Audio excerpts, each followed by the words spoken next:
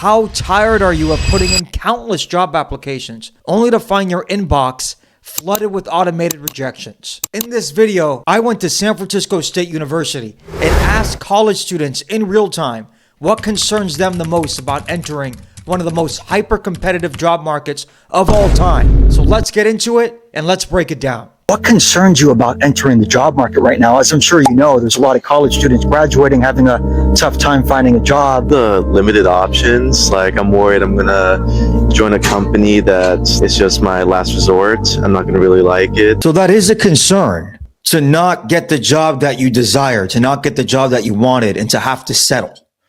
That is a concern that many people have, is that they might not fear that they can get a job, but they more fear that they can't get the job that they want, either at the firm that they want to work at or the position / title that they want. So they end up having to take something that's like, you know what, I'll take what I can get. So that is a concern that I've heard before. Probably that there's so many of what they're asking for, and I feel like I'm not really doing anything special. So that's another concern. She really alludes to the hyper-competitive nature of the job market, and she's not wrong.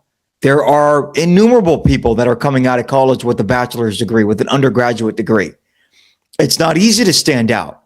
That's one of the culprits as to why people have trouble finding jobs, because they don't understand how to stand out, how to be compelling in a job interview so that you stand out amongst other applicants that you're inevitably competing against. So she's not wrong. Going to college is great. It's a step in the right direction. But just having an undergraduate degree is underwhelming. I mean, what else do you have? Do you have practical work experience? Meaningful work experience in which you can expand upon in a job interview? It's just because it's so competitive now. Everyone and their mom has a bachelor's degree. So what else are you doing to be competitive? And this is where I do career coaching, and I help folks understand what it is that gives them competitive advantage. You know, I've worked with folks where I'm unearthing what gives them competitive advantage on their resume and in their personality that they didn't really know before. And they're just going through the motions, putting their resumes in black holes, not really highlighting the right things in job interviews. And they're just not standing out, and they're not jumping out to any employers. And they're either getting ignored or employers are going a different direction. Entering the job market after college, are there any concerns that come to mind? Finding a job. Finding a job is the biggest concern. Just finding a job. It's true. He wasn't very detailed, didn't need to be. That boils it down. It's not easy to find a job. And I'm sure what he really meant was just finding a good job, like a corporate entry-level job, pays at least 50 to 60K. That's probably what he meant. Finding any job can be challenging too. But you can find a job at Target or Starbucks or Walmart, and I'm not making light of those jobs. There are many hardworking individuals doing those roles, and I have respect for them.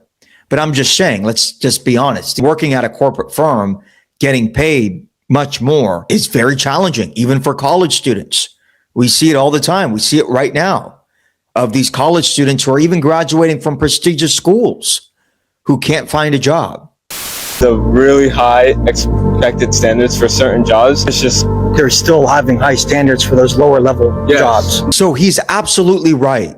There's something going on in the job market that I refer to as jobflation. And we all know what economic inflation is. I used to go to the grocery store and buy eggs, bread, and water and only pay $5. Now I go to the same market and I buy the same items and I pay twice as much, sometimes more. We all understand that concept. Well, jobflation is the same conceptually. It is synonymous from a conceptual standpoint. It's my resume that used to yield me 70, 80K in the job market. Well, now I'm lucky to get a job for 50, 60K. So that's the concept. It's a resume that used to get you $100,000, $110,000, now is not getting you those jobs. You can't even get an interview for those jobs with that same resume. Now you're having to settle, kind of going back to what the first person said about getting a job that you don't really want for a job that pays less, that maybe is just a lower level job. You're not able to get that senior level job or upper mid senior job that pays more. because it's jobflation. The market's become inflated. There are so many people looking for jobs that have lowered their standards because it's so hard to find a job.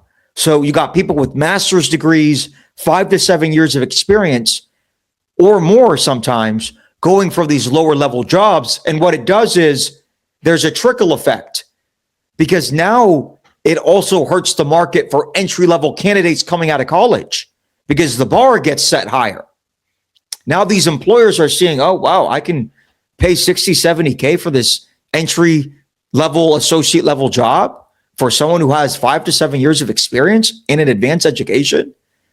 I'm going to take that person and get more bang for my buck instead of a college grad who's just coming out with a bachelor's degree with little to negligible work experience. And now sometimes that can pose a problem for the person with a lot of work experience in an advanced education because the company thinks they're overqualified and doesn't want to hire someone who's overqualified because they feel like they might have to pay them more than they want to, and or they feel like this person might not be a good long-term fit for the role because they might end up bouncing and trying to find something that is more on their level, that pays more. So the jobflation causes these trickle down, nuanced negative effects that ripple through the job market and can be quite detrimental for different levels of job seekers.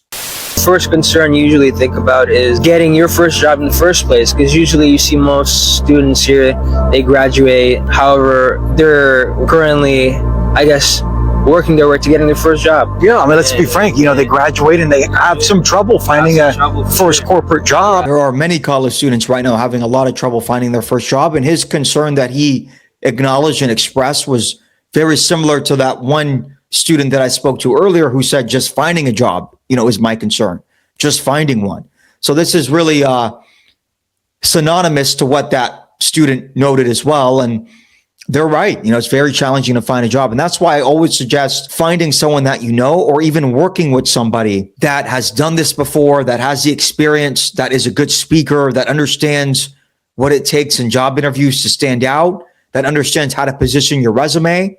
So that way you get nods and you get opportunities so you can even have the ability to showcase yourself and your skills and your qualifications to the respective employer. So there's a lot that goes into it. It gets very nuanced. It can also be demoralizing as you're going through the job search and you're putting in countless applications, most of which are just being completely ignored and unattended to.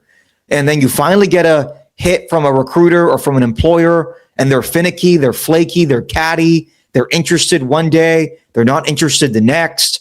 And it's just like these start to compound over time, and they can take a toll on your mental, on your psychological state. And now it's this downward spiral of not only are you having trouble in a hyper-competitive market, but you're starting to get down on yourself. Now you're radiating negative belief systems and you're questioning yourself. You have a lot of self-doubt that you're starting to build and inherit. And truly, this is where it helps to have someone who can encourage you, who can guide you in the right direction, who can just help you get closer to landing that job. That's where career coaches, really come into play, and they help a lot to sit down with someone. And that's what I do. I do career coaching, and I have a link in my description, in my bio, on my main profile, where I do free consultations as well. So you can book a free chat with me. We'll have a free 15-minute conversation. I'll understand your needs and I'll understand where you're at, what you're looking for. And we'll have a very in-depth, meaningful, productive conversation. And you can choose where you want to go from there. I will not charge you after that. Of course, if we work further, I can tell you about my pricing. I do highly affordable because I know a lot of my clients are either college students set to graduate or have just recently graduated, young professionals. So I understand that money can be tight at that level, at that age, at that stage. I know how brutal it is and how challenging it can be. And I've been hyper successful at it.